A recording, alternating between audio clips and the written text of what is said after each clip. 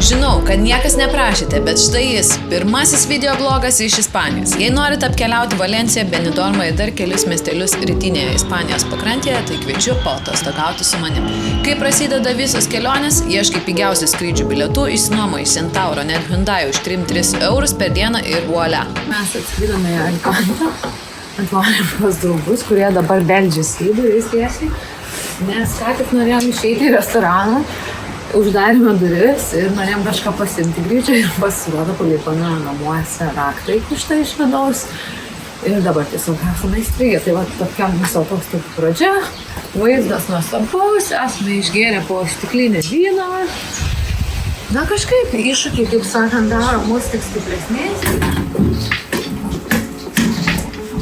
Tai durų užrinkimo istorija kainavo apie valandą laukimo ir 80 eurų, na, į Ispaniją atvykome pas draugus pasaugoti jų šunų, kol jie bus išvykę. Esame visiškai nesaulėtoje Ispanijoje, yra 23 laipsniai, man šalta. Ne, čia atostogos. Neradau džinsų, kuriuos noriu pirkti, tai čia jau atostogos realiai sugadintos. O jei rimtai, tai varysime paeksplorinti, varysime pasižiūrėti katedros, bent planuose yra, o gal tiesiog kaip į smaliuką ir nieko nevarysime. Visko gali būti ir žiūrėkite ir sekite. Vykome link katedros, bet kažkaip nuvykome ten, kur yra maisto, neįsivaizduoju, kaip likimas tiesiog pats atvedė. Kas labiausiai žaviausiai atrodo, tai šitos kabančios kiaulyčių kojas, kurias tiesiog visas iškaščiau. O kaip einam atsižvalgyti ir pasižiūrėti, kokie čia būtų pirkiniai, gal ir visai kažką įmešiu į savo storą pilvą. Oho, tokia gurmaniška silkė. Čia kaip galima užuosti, įėjome į žuvies kirtį. Nesakysiu, ką kvapas panašus, nes manau visi suprantate apie ką aš. Austrija. Įmam. Taigi pirmasis patiekalas būtų krevetės, va tokias išgliaudytos jau mokėjom 4,30 €.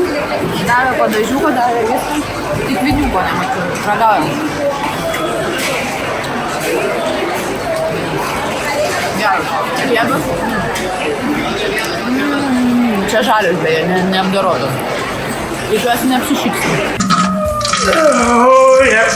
Dabar valgysim Austriją, žinoma, kaipgi be Austrių. Kaina šiek tiek daugiau, bet jei galit pasižiūrėti, žmonės valgo, atrodo įspūdingai. Kaip sakant, reikia didinti riziką, jeigu nuo vieno neapsinuodėm, tai iššaunam du, kad tikrai. Tai iššausime šį žvėrį tiesiog, jeigu galima tai pavadinti. O tą kausį negalim rambyti, bet tiesiog noriu pasimėgauti šito nuostabių skonių. Riebumas tiesiog 10. Ragausim aštunkojo. Jisai, kiek supratau, yra apvirtas su kažkokiais prieskoniukais. Alyvo gėlė nebeturėjo, tai tiesiog ragausim. Savotiškas, negaliu sakyti, kad blogas. Nežinau, dar kartą imčiau, bet šiek tikrai skubus. Ir kaipgi tikras ispaniškas turgus be vyno. 2 euriukai. 2 euriukai už vyną. Jau liežuvis vynas. O dabar ragausime su mušinikus. Pirmasis būtų 1,80 € su krabo mėsa ir krevetka. Davai. Tai tau ne šiaip su krabo lasdelė. Čia juodas ikras, nes mėgstam prabangą. Neblogas. Ar matėt kada tokius ikrus, tokio dydžio? Davai, reikia vieną ikriuką paragauti. Oho, koks intensyvumas, ponia valdas. Oje, man gal net per daug intensyvo. Bet žinau, kam patiko operatoriai. Apsilapino man. 2 eurai vynas aš šoku. O, geriausia atrakcija. Ateini į turgelį, priragauji visko. Ir jisai nelaimingas tiesiog.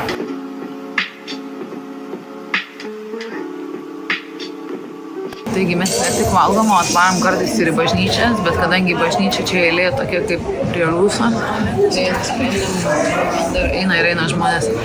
Tai nusprendėm, kad užlipsim geriau ant bokšto, už mažesnį kainą ir su mažiau žmonių. Tai mum, kaip tokiem turistam, tai tas tenkina.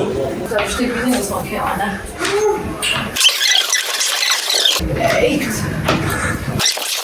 Keliam.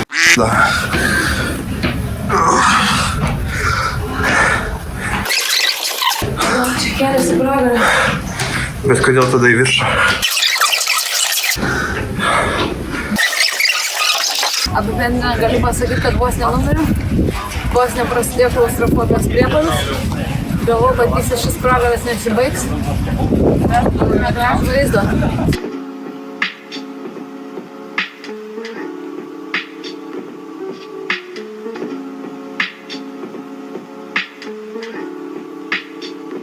Šiaip vykusiai taip pat išgyveno 57-ųjų Ispanijos pilietinį karą, kai vanduo buvo pasiekęs labai didelį aukštį, kai buvo potvynis. Koks grožis, pasižiūrėkite. Šiuo monumentu matote istorinę akimirką, kai pirmą kartą pamačiau apelsino medį. Nežinojau, kad apelsinai ant medžio auga. Galvojau, tiesiog Maksimoje auga. Čia šiuo metu vyksta nusikaltimas. Prašau paslėpti. Įkalčius greitai. Pasirodo, čia mandarinai buvo. O dabar esame El Bucarakų, kuriame yra net 50 skirtingų augalų rūšių, apie 100 skirtingų palmių. Vakarais čia būna klubas, kaip matėme, vasaros metu, nežinau, ar jau atidaryta. Labai nuostabus kvapas, nežinau, čia gėlė, čia tas tik kvepia, bet tiesiog wow. O vidutinis aukštis kažkur apie 18 metrų.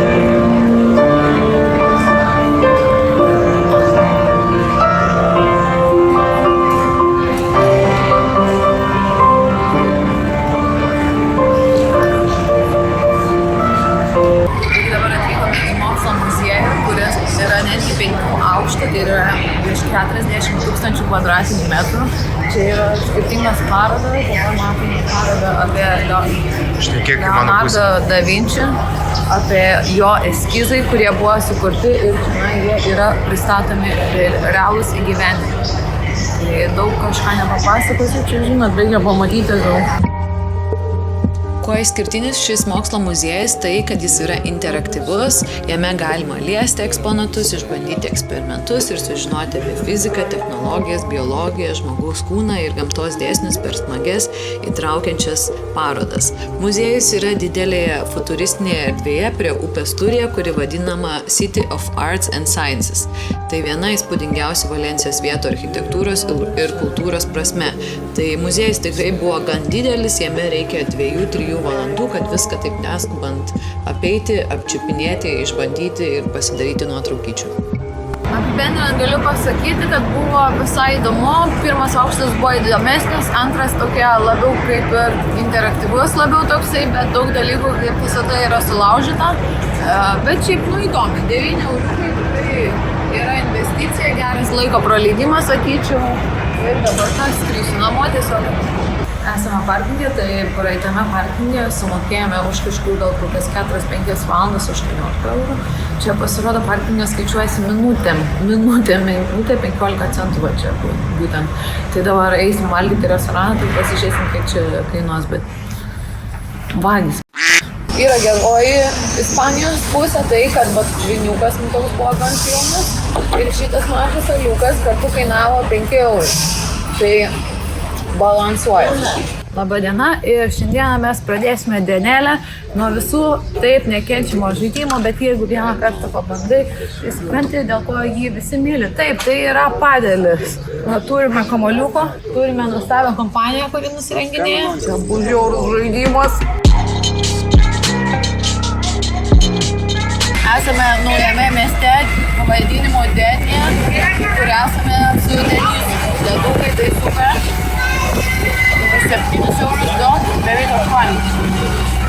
Brangoka, bet tikrai skanus, pasakyti. Denija jaukus, bet gyvybingas kurortinis miestas, kuris turi apie 20 km pakrantės. Virš miesto stūkso Denija pilis, pasirodo, Denija garsėja gastronomija, yra paskelbta UNESCO kūrybinių gastronomijos miestų ir turi fainą maisto turgelį miesto centre. Matote, žuvį surinkta iš šiukšlių jūroje. Baisu, žmonės nemėtikit šiukšlių. Ką jūs darote? Tai va čia matot, kaip tik mane bėgančiai turgelį jau nesinori ėsti kaip visada. Atrodo skaniai visai, nes tranki žmogus. Va čia tai desertų lentyna. Tokią per balusią burgerį dar gyvenime nemačiau. Kainos gal kaip ir nieko, bet čia labai smirda ir nėra kondišės, tai nežinau, ar čia įmanoma išgyventi realiai. Nu jau, Lietuvoje tokį galim gauti, nevalgysim čia.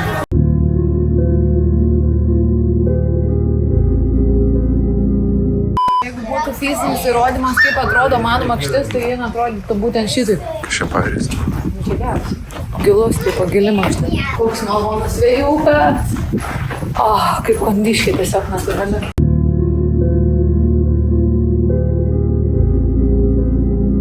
Mes esame ir toliau šitoje šaltoje Ispanijoje, kur reikia iš draugą skolintis marškinius, nes tiesiog neturiu tokių rūbų. Galvojau, kad kažką čia gerą gausim už tos pinigus. Pasirodo, yra visiškai šaltis, turiu kentėti, bet vis dėlto stenkimės būti pozityviais ir aplankykime dar vieną miestelį pavadinimu Habija arba Šabija, nežinau, žinokit, tiek dar nesu išsilavinęs. Taigi dabar mes sėdime šio miestelio viename iš 3 centrų, kadangi vienas yra centras senamiestis, kitas uostas, o kitas dar kažkas pamiršau, tiesiog čia per daug informacijos mano mažai galvai. Dabar ragausime čiūras, valgėme tokias neblogas, tai čia jau klausim padavėjos ar geras, sakė geras, jeigu negeras, tai tiesiog supysim ją. Pat yra Mongo kalnas, kurį galite matyti va čia.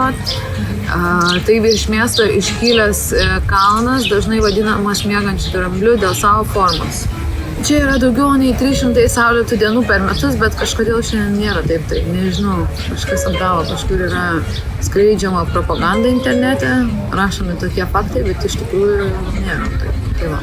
Šiaip kol kas čiūras nesėkmingai sekasi valgyti, bet pabandysime šitas.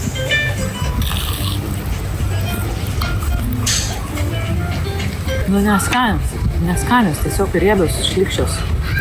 Smelkė, valai, sugadintos tošalos. Nebefilmuok.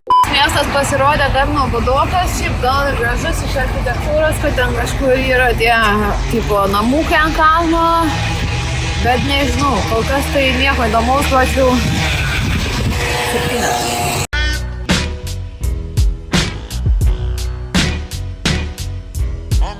Šiandieną nusprendėme vakare pahaikinti, oras visai neblogas, laukime Eurovizijos antrą pusfinalio, todėl norime visiškai fiziškai, kaip sakant, save nukankinti, kad tiesiog vakare galėtume taip gulėti ir ėsti. Aš nesu pasiruošusi, man skauda pilvuką, bet bandysime bent jau kažką tipo padaryti gyvenime, kad galėtume įsimest postą į Instagramą, kad buvom. Toliau parodysiu labai vieną retą medį, kur žinau, pažįstu. Va čia, bet tas medis turi baltarusiškų šaknų, bet šiaip gimęs ir augęs Lietuvoje. Labai retas, nesutiksi tokią. Tai nors ir nesame didžiuliai haikintojai, bet šita trasa tikrai patiko, prisirinkom pakankamai daug žingsniukų, nebuvo karšta labai, tai oras buvo tobulas tiesiog, kadangi buvom gegužės mėnesį kažkur. Na, kitą dieną atsikėlėm ir varėm į Benidormą, apie Benidormą girdėjom daug ir pozityvių ir negatyvių dalykų, bet man tikrai patiko šis miestas, išskirtinis buvo, gal neilgam laikui, bet trumpam tai tikrai padarė įspūdį.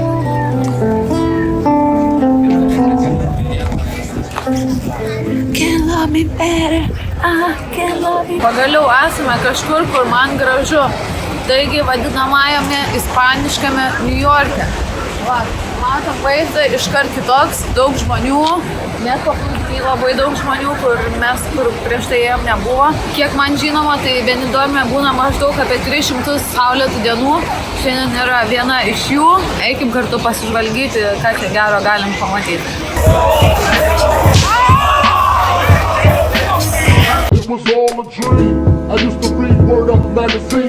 Tai kaip matot, Benidormai nereikia laukti vakaro, kad prasidėtų judesys. Čia judesys yra tiesiog kiaurą dieną. Tikrai daug žmonių, bet sakyčiau visi tokie gan mandagus, labai daug vakarėlių, mergvakarių, bernvakarių ir crazy dalykų, kur tikrai ėjai gatvę ir tiesiog galvoji, wow.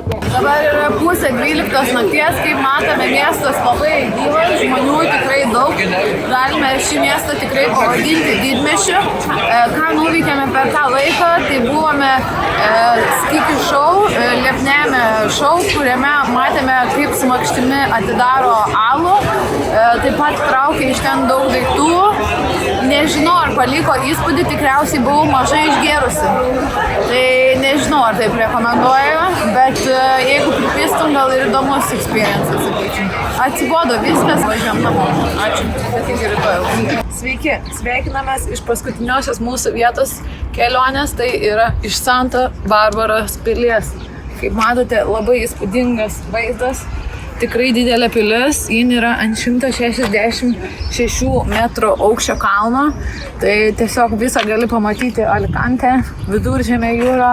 Tai pilis buvo pastatyta labai strateginiai vietai, kad galėtų matyti visus uostus ir viską, kas vyksta aplink Alicante.